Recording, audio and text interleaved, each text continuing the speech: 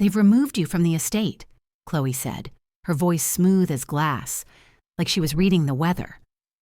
We were sitting in the mahogany-paneled conference room of Collins and Pierce, the air heavy with the faint scent of old books and eucalyptus from the receptionist's diffuser. 7 people around that table, attorneys in crisp suits, clerks with pens poised, yet somehow the only sound I could hear was the slow ticking of the brass clock on the wall. Chloe didn't look at me when she said it. She was turned toward the lawyer, her hands folded neatly over the stack of documents she'd been sliding back and forth all morning. Her nails were perfectly manicured, pearl-white tips catching the light every time she shifted. She looked composed, like this was just another business meeting. I kept my eyes on my lap on the worn leather folder resting there, my fingers curled around its edges. It had been Edward's once. He'd used it for everything from grocery lists to loan agreements, always claiming the leather kept him honest. I hadn't opened it yet, not here, not in front of them. The lawyer cleared his throat and began reading from the document in front of him, his voice dry and precise. Allocations, trusts, percentages. My name was never spoken, not once. The room was too warm, the kind of warmth that makes you aware of every slow bead of sweat at the back of your neck. I shifted slightly, my chair squeaking against the polished floor, and Chloe's eyes flicked toward me for the briefest moment. She smiled, polite, controlled, almost pitying, before returning her gaze to the man at the head of the table. I listened as he spoke about the fair distribution of assets, about Edward's wishes, about ensuring a smooth transition. These words were supposed to mean something. Instead, they floated above the table like dust motes, visible but weightless. When it ended, there was a shuffling of papers, the soft snap of briefcases closing, murmured goodbyes between people who clearly knew each other well.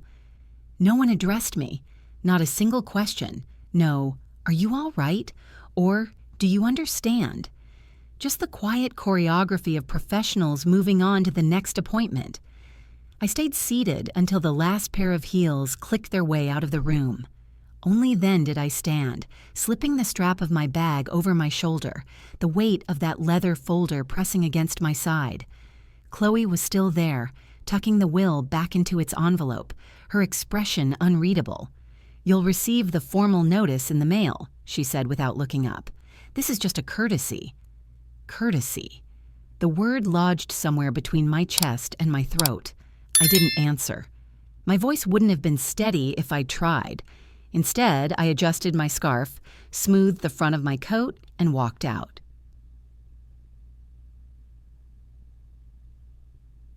The hallway outside was lined with framed photographs of smiling partners and ceremonial ribbon cuttings.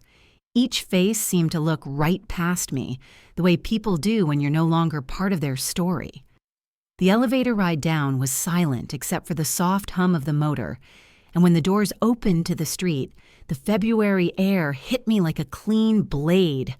Downtown was alive in the way only a city can be. Horns in the distance, the rumble of a bus passing, someone's laughter carried on the wind. I stood there for a moment, just letting the noise fill me. Inside that building, my life had been reduced to a legal afterthought. Out here, the world didn't care. That was almost comforting. I walked to my car slowly, feeling the stiffness in my knees from the hour I'd spent in that chair. Each step sounded louder than it should have on the concrete, the echo keeping time with my thoughts. I wasn't angry. Not yet. Anger was hot, quick. This was something else, cooler, heavier. In the driver's seat, I didn't start the engine right away. My hands rested on the steering wheel, but my eyes drifted to the passenger seat where the folder now lay, the leather catching a muted glint of sunlight. I'd carried it in without fanfare. No one had asked what was inside. No one had cared. But I knew. I knew every crease in its spine, every scratch on its surface. And I knew that tucked inside, beneath a folded handkerchief Edward had once carried in his suit pocket was a single document I'd never shown anyone. Not Chloe, not Ryan, not even Edward's closest friends. I could have pulled it out in that conference room. I could have slid it across the table, watched the smug certainty drain from Chloe's face in real time. But I didn't. Because some things, some truths, are better revealed when the person on the other side is certain they've already won. I started the car and eased into the afternoon traffic, the city blurring around me. The folder stayed where it was, silent and patient. I let Chloe finish her little speech, all while holding the deed in my bag. If you've ever had someone try to erase you from a life you helped build, you'll understand. Stories like this aren't rare. They're just rarely told. If this reminds you of something you've lived, leave a 1 below, so others know they're not alone. And as for what was in that folder, you'll want to hear that part next. When you've lived in the same house for over 4 decades, every wall holds a memory.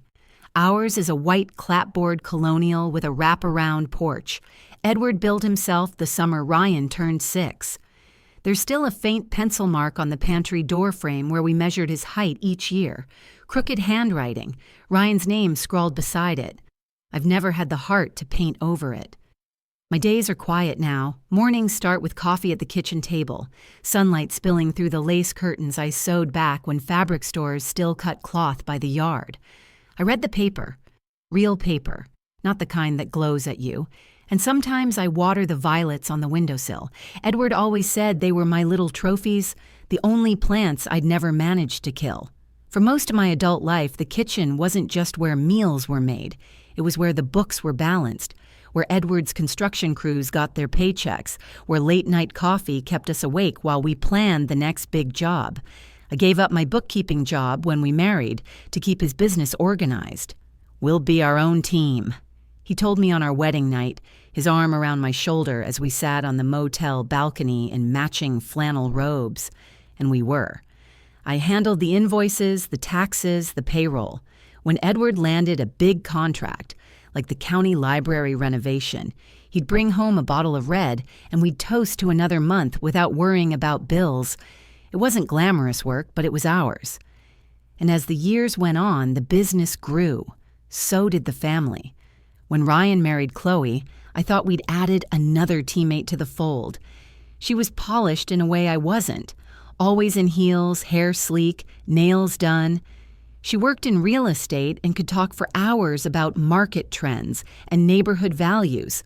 I liked her, at least at first. She brought me lavender candles for Mother's Day and once asked for my meatloaf recipe, but there was a distance there too, a politeness that never quite warmed. She called me Margaret, never Mom or even Maggie, and I told myself it was just how her family did things.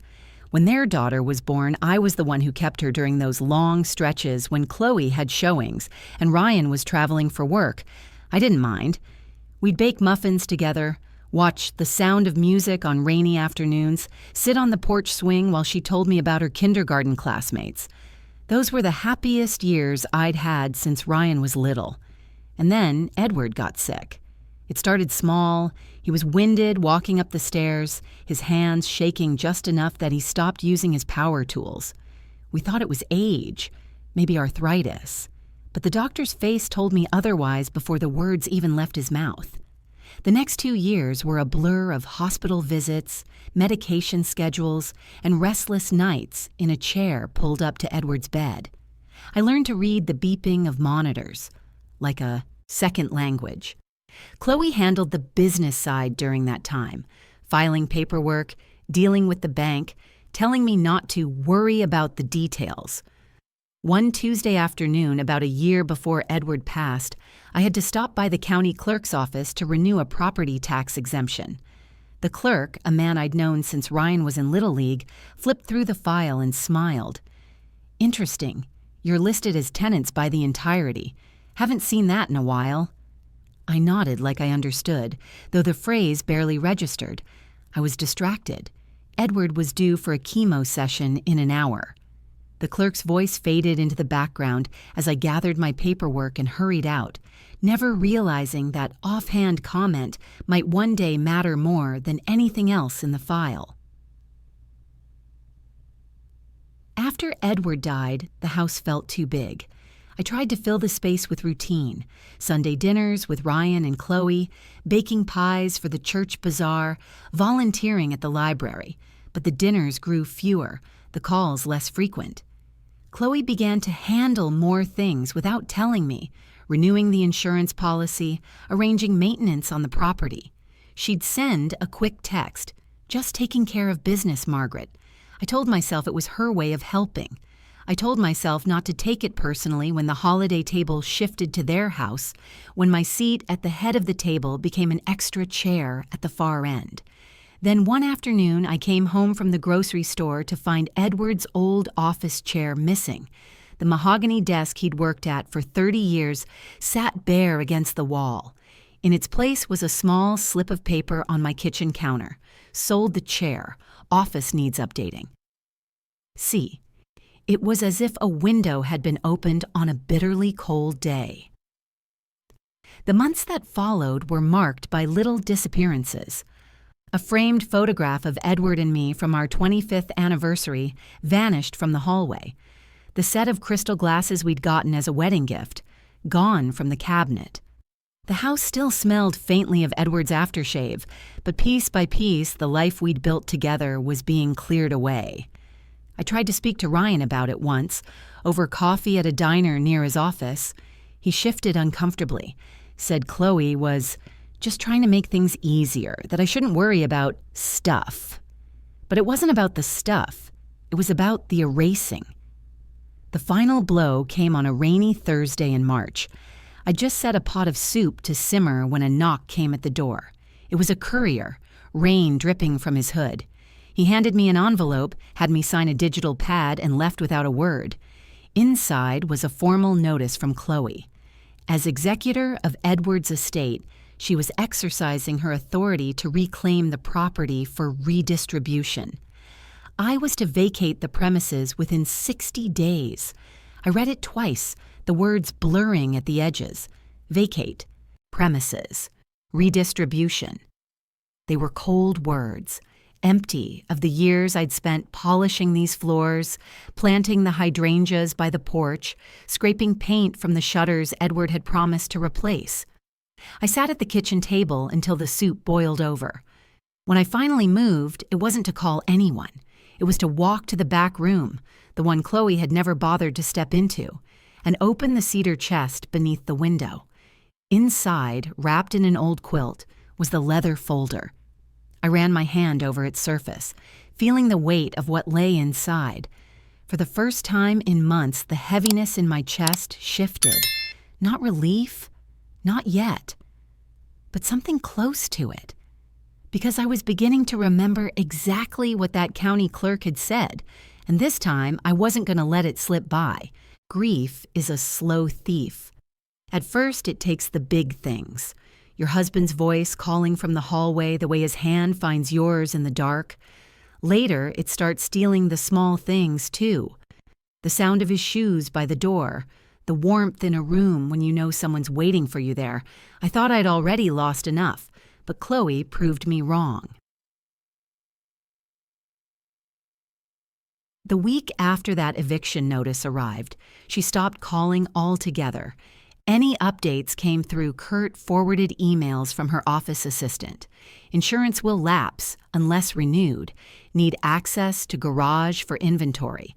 Remove personal belongings from upstairs bedrooms by end of month. No please. No thank you. No how are you holding up? When I did see her, it was because she appeared at the house without warning, letting herself in through the front door like she'd been living there all along. She'd breeze past me with a polite smile, her heels clicking on the hardwood.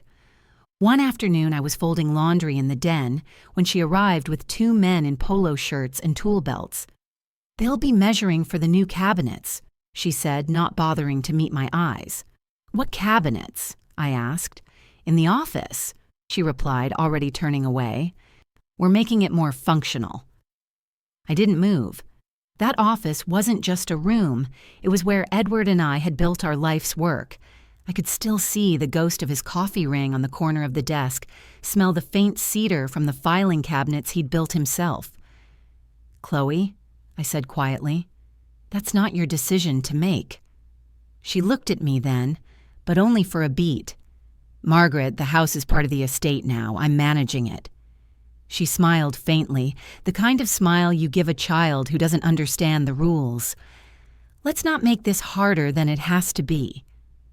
The two men pretended not to hear. In silence. Ryan stayed silent through all of it. The few times I managed to get him on the phone, he'd keep the conversation short, always with a meeting he needed to run into. Once when I asked if he thought what Chloe was doing was right, there was a pause, just long enough for hope to flicker before he said, "Mom, it's just how these things work." How these things work. The phrase stayed with me, like a splinter under the skin.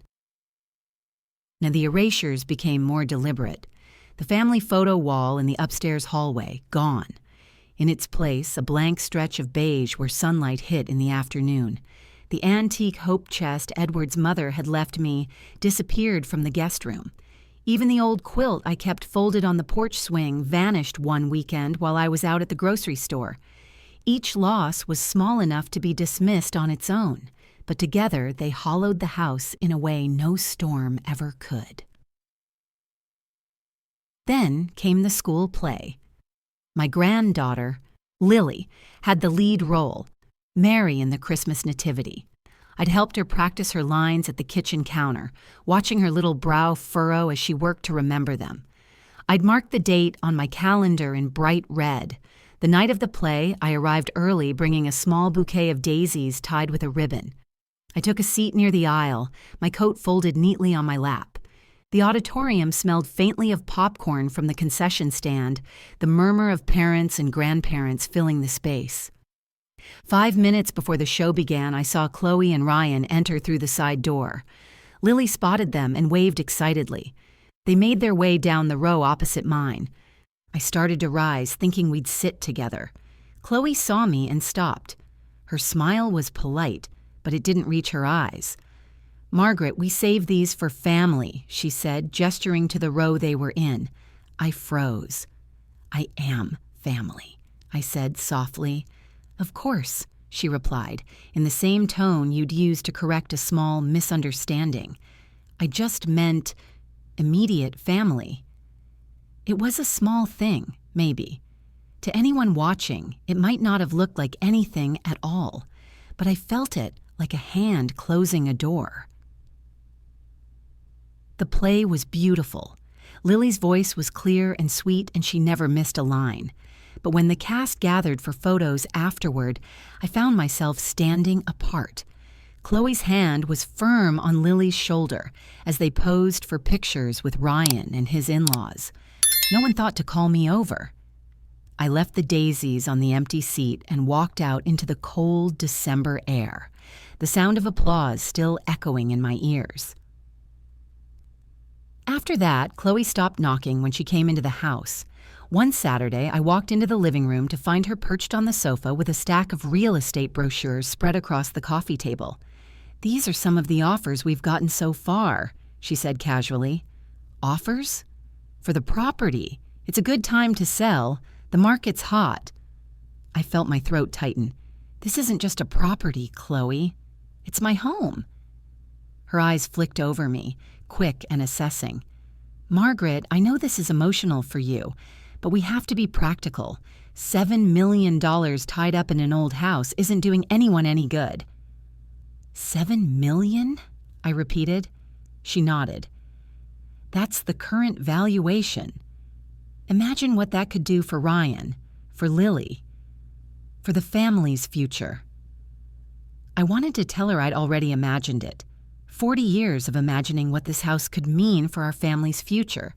But in my version, it wasn't something to be liquidated. It was the anchor that kept us together. Instead, I said nothing. The breaking point came 3 weeks later at Sunday service. Church has always been my refuge. The pews smell faintly of lemon oil, the stained glass scatters morning light across. The choir loft and the rhythm of hymns feels like a heartbeat you can count on. That morning, after the final hymn, I stepped into the fellowship hall for coffee. I was stirring cream into my cup when I overheard two women from the congregation. One of them, a friend I'd known for years, speaking in hushed tones near the cookie table. "Chloe says she's letting Margaret stay until the end of March," one of them said. "It's generous considering she doesn't owe her anything." Generous.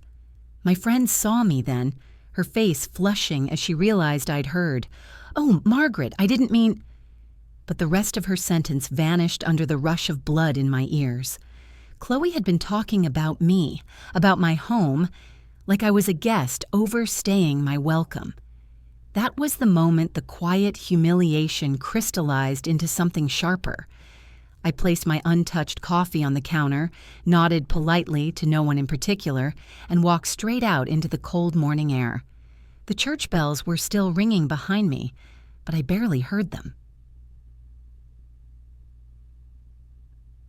When I got home, the first thing I saw was the porch swing swaying gently in the wind, the quilt still missing from its seat. The second thing was Chloe's SUV in the driveway. I opened the front door to find her in the dining room with a tape measure, her phone tucked between her shoulder and ear. "Yes, the appraisal came in higher than we thought," she was saying. 7.2. If we close before summer, we can roll it straight into the new development. She saw me and ended the call. "Oh, hi. Didn't expect you back so soon." I looked at the dining table, the same table where Edward and I had hosted Thanksgiving dinners for 20 years, and then at Chloe. "You've already listed it, haven't you?" I asked. She didn't answer right away, just gave me that same polite smile she'd worn at the will reading, and in that moment, I knew. She wasn't just taking the house. She was erasing me from it. I didn't sleep that night. I sat in the den with only the lamp beside me glowing, its light pooling over the cedar chest in front of me. The house was quiet, the kind of stillness that presses against your ears until you hear your own pulse. I unlatched the chest and lifted the quilt. The leather folder lay where I'd placed it years ago, its surface smooth under my fingers, edges softened from decades of handling. Inside were papers Edward and I had kept since the early days of the business, old contracts, tax returns, deeds. Near the bottom, I found the one I'd been thinking about since the day that clerk at the county office mentioned it, the original property deed. It was dated the summer before Ryan was born. The ink was slightly faded, but the words were sharp as a bell. Tenants by the entirety, Edward James Holloway and Margaret Ann Holloway, and beneath that a single irrevocable clause. Upon the death of one party, ownership transfers solely to the surviving spouse.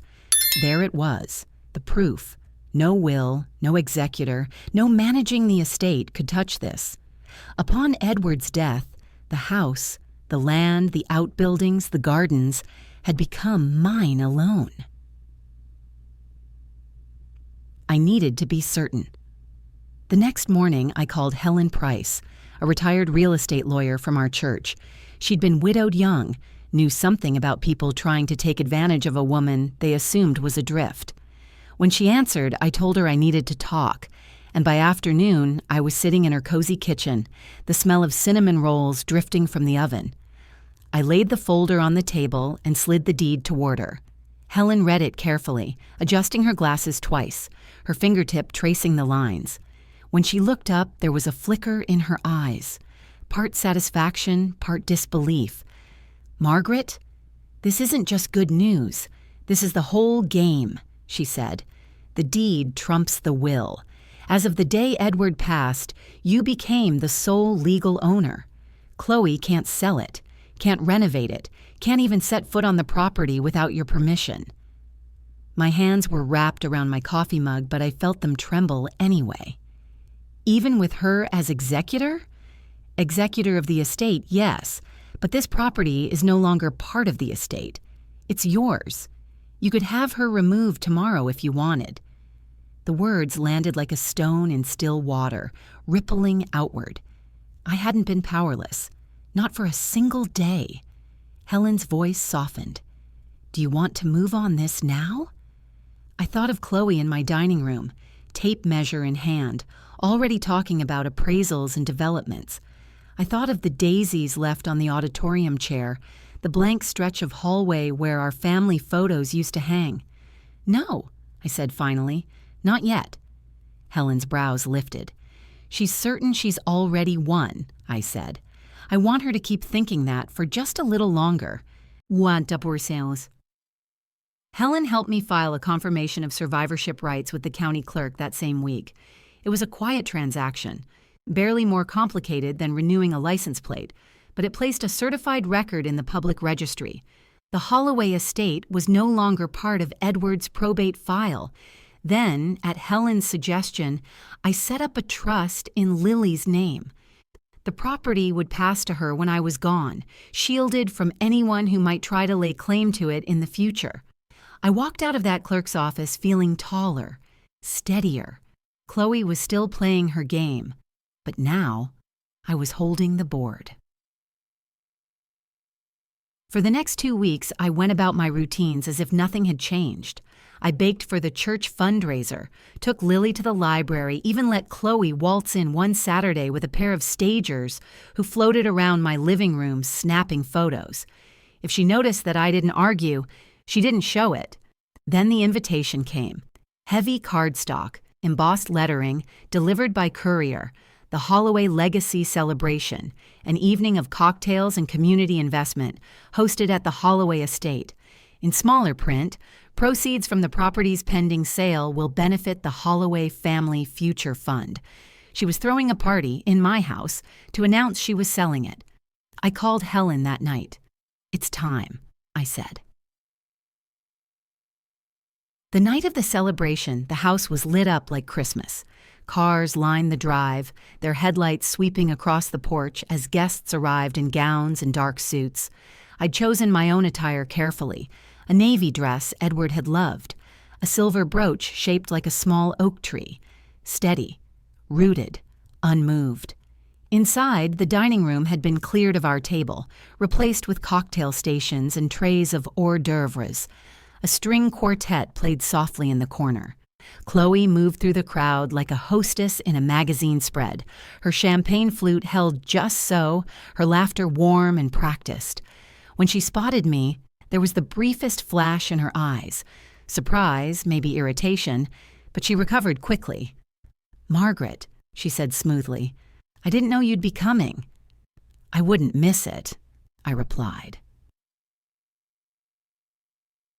Halfway through the evening, she took the small stage set up in front of the fireplace.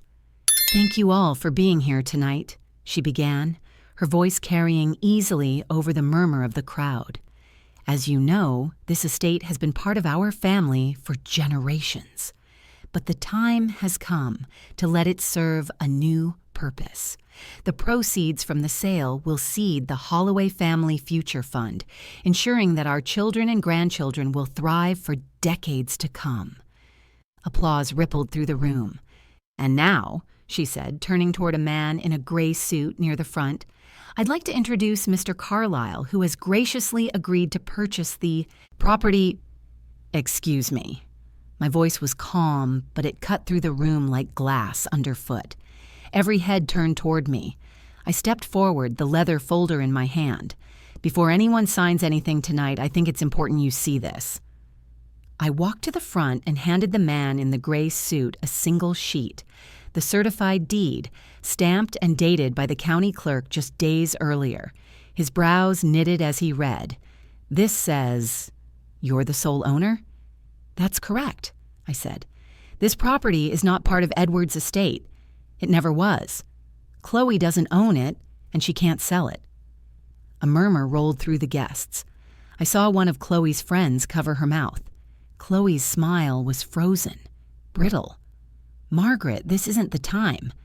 "It's exactly the time," I said, my voice steady, "because I won't have good people misled into thinking they're buying something that isn't for sale." Mr. Carlyle looked between us, clearly uncomfortable. I think I should step outside. He handed the paper back to me and slipped away, several guests following in his wake. The room's warmth had shifted. The string quartet had gone silent. Chloe's eyes locked on mine, her voice low but sharp. "You've been planning this." I didn't deny it. "I've been protecting what Edward and I built. You tried to take it. Now you can't." For a long moment, neither of us moved. Around us, the air was thick with whispers. Someone's champagne flute clinked against the marble mantel. Then Chloe set her glass down, her hand trembling just enough for me to notice. "You'll regret this," she said. I smiled faintly. Not likely. By the time I left, half the guests were gone. Outside, the cold night air was sharp against my cheeks, but it felt clean, like the first breath after a storm. As I walked to my car, the folder tucked under my arm, I knew the balance had shifted. She'd spent months making me small, trying to edge me out of my own life, but now she'd have to stand in the shadow of the truth, and there was nothing she could do to change it. The turning point had come, and it was mine. And the next morning, the house was unnaturally still. No clink of coffee cups from the kitchen, no heels on the hardwood, no sound at all except the wind pushing against the old porch windows. I stood at the front door for a moment, looking out at the frost, still clinging to the edges of the lawn. The night before felt like a dream, but the folded deed in my desk drawer told me otherwise. By mid-morning, the calls started. The first was from Helen, her voice carrying that restrained satisfaction only lawyers know how to pull off. "It's already moving through the grapevine," she said. "Carlisle backed out completely, and I hear several donors from last night are reconsidering their commitments." I thanked her, but there was no gloating in my voice. This wasn't about embarrassing Chloe. It was about putting a stop to something that never should have started. The second call came from Ryan. I almost didn't answer, but something in me wanted to hear his voice. "Mom," he began, his tone cautious, "I didn't know you were going to do that." "Neither did Chloe," I said gently. He exhaled into the line. "She's upset. I imagine she is." There was a pause. "She said you blindsided her." I thought of the daisies left on that empty seat at Lily's school play, the photographs missing from my hallway, the eviction notice in my kitchen drawer. "Ryan," I said quietly, "I've been blindsided for months." He didn't respond right away. When he did, his voice was softer. I didn't realize how far it had gone. I didn't tell him that was part of the problem, that he'd chosen not to see it. Some truths don't need to be driven in like nails. They just need to be left in the light long enough to be noticed. That afternoon, I heard Chloe's SUV in the driveway. I stayed at the kitchen counter, hands wrapped around a mug of tea as she let herself in. She didn't bother with pleasantries. "I've spoken to my attorney," she said, standing in the doorway like she didn't quite know whether to come in. "There's nothing I can do to challenge the deed." I nodded once. Her chin lifted, as if bracing for a fight. "You could have told me. Instead, you waited until there was a room full of people." "Chloe," I said, "you were planning to sell my home while I was still living in it. You didn't tell me either." She pressed her lips together, her eyes darting to the window before settling back on me. "What happens now?"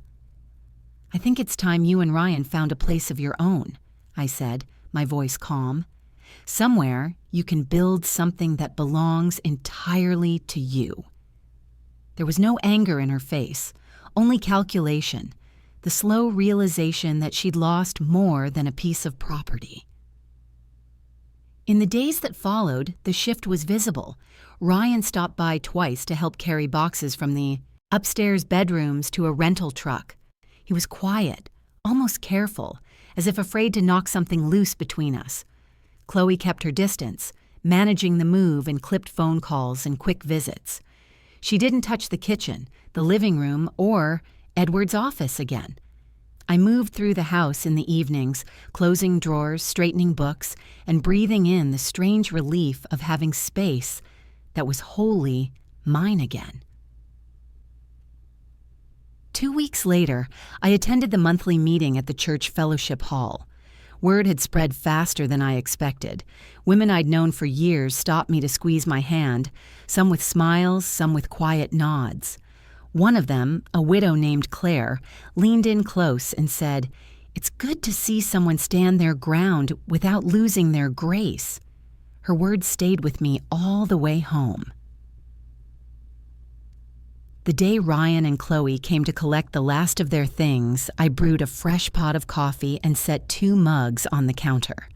Ryan accepted his, sitting at the table like he used to when he was a boy. Chloe declined, keeping her coat on. When the last box was loaded, I followed them out to the porch. The February air was sharp and clean, carrying the faint scent of wood smoke from somewhere down the road. Chloe turned toward me, her expression unreadable. "I suppose this is goodbye," she said.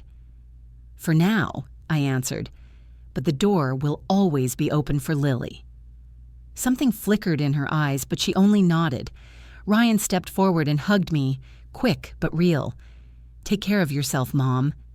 "I will," I said. "You too." They walked to the SUV and I stayed on the porch, my hands tucked into my sweater sleeves, watching until the taillights disappeared around the bend. Back inside, the house felt bigger, not empty, just breathing differently, like a person who's been holding their breath too long. I went to the desk in Edward's old office and opened the drawer where I'd kept the folder. I took out the deed, ran my fingers over the raised seal one last time, and then slid it into the fireproof box in the closet. It didn't need to sit on my desk anymore, visible like a warning. Its job was done. Before I closed the box, I added a note in my handwriting. "To Lily, when the time comes." That night, I made a simple supper: roast chicken, green beans, a loaf of bread from the bakery in town. I ate by the window, watching the last streaks of daylight fade into the dark. I thought about the months behind me, about the humiliation, the quiet disappearances, the way the house had felt less like a home and more like a contested border. And I thought about this moment, here and now, calm, steady, whole. No shouting, no slamming doors, no final jabs meant to leave scars. Just the quiet satisfaction of knowing I had protected what mattered without losing myself in the process. I'll brace I attend to always sounds. When the dishes were done, I stepped out to the porch. The night was cold, the stars sharp in the clear sky. I pulled the old quilt, miraculously found folded in the linen closet again, over my shoulders and sat on the porch swing. It creaked in the familiar way Edward had always promised to fix and never did. I let it sway gently, my eyes on the darkened road. Somewhere out there, Chloe was recalculating, Ryan was adjusting, and Lily was, hopefully, just being a child, safe from the weight of all this. I didn't need to win any more than I already had. The house was mine, yes. But more than that, my dignity was intact, and that was worth more than $7 million. Spring came late that year. It started with the faintest blush of green on the maple out front, the same one Edward planted the summer after Ryan was born. I'd catch myself watching the branches from the kitchen window, seeing how each day they seemed to stretch just a little farther toward the light. Life works like that, quietly, without asking your permission. The house had a different rhythm now. It breathed with me instead of against me. I moved through its rooms without the constant feeling that someone might walk in and rearrange them. I opened the windows when the afternoons were warm, letting the scent of lilacs drift in from the side yard. Helen came by one Saturday with a pie and a stack of pamphlets from the Historical Society. They'd been looking for a space to host community events, quilting circles, reading groups, even the occasional town meeting. She thought the East Wing could be perfect. 2 months later, I handed over the keys for their first gathering. Watching neighbors filter in with plates of cookies and pitchers of lemonade reminded me of the house's earliest days, when Edward and I hosted Sunday potlucks and the laughter spilled into the yard. It felt right.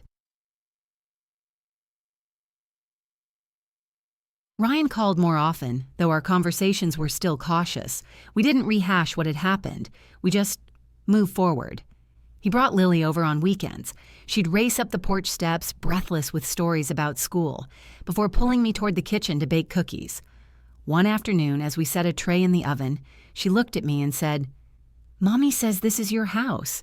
She says it always will be." I paused, meeting her clear, earnest eyes. "That's right," I said, "but one day it'll be yours to take care of." She grinned, her hands dusted with flour, and I knew the trust I'd set up for her was more than a legal move. It was a promise. In quiet moments, I thought about Chloe. I imagined the sting of her plans unraveling, the embarrassment of having her certainty upended in front of a room full of people. But more than that, I wondered if she'd ever realize what she'd truly lost. Not the house, not the money, but the space in a family where love is offered without ledger or contract. Some people see relationships as transactions. You give, they take, and they measure every ounce of it. Others, they understand that family is built in moments that can't be appraised or sold. I knew which kind I wanted to be. One evening in early June, I walked the property line as the sun slid low over the hills. The air was warm, filled with the smell of freshly cut grass. I passed the old hydrangea bush Edward had planted for our 25th anniversary, now spilling blue blossoms in every direction. I stopped at the edge of the yard where the fence met the road. From here, you could see the whole house, the wide porch, the tall windows. The roof Edward insisted on replacing himself even when the crew offered to do it. It wasn't just wood and nails. It was 40 years of laughter, late-night talks, quiet forgiveness, and shared burdens. Every inch of it told our story. And now, no one could take that away. I didn't feel triumphant. I felt steady, like the ground under my feet was finally my own again. I realized that what I'd gained wasn't just the deed or the property, it was the freedom to decide the story I'd live in from here on, to fill this house with people who valued its history, to open its doors to the community, to make sure Lily understood that some things are worth standing for, even when it's easier to stay quiet. On the first Sunday of summer, I hosted a small dinner on the porch. Just Lily, a few friends from church, Helen and me. The table was set with the old china I'd found boxed away in the attic, the one Chloe had never touched. As we ate, the sun dipped behind the trees, and the air filled with the hum of crickets. Lily leaned her head against my arm, and for the first time in a long while, I felt completely at home. Not because of the walls around me, but because of the people inside them. Family doesn't always look like you expect. Sometimes it changes. Sometimes it disappoints. And sometimes it surprises you by showing up exactly when you need it most. I've learned that protecting what you've built isn't selfish. It's an act of love, not just for yourself, but for the ones who come after you. And if life has taught me anything, it's this. Respect isn't given because of blood. It's earned every day in how you treat the people who built your world. That's a truth worth holding on to, no matter whose name is on the deed,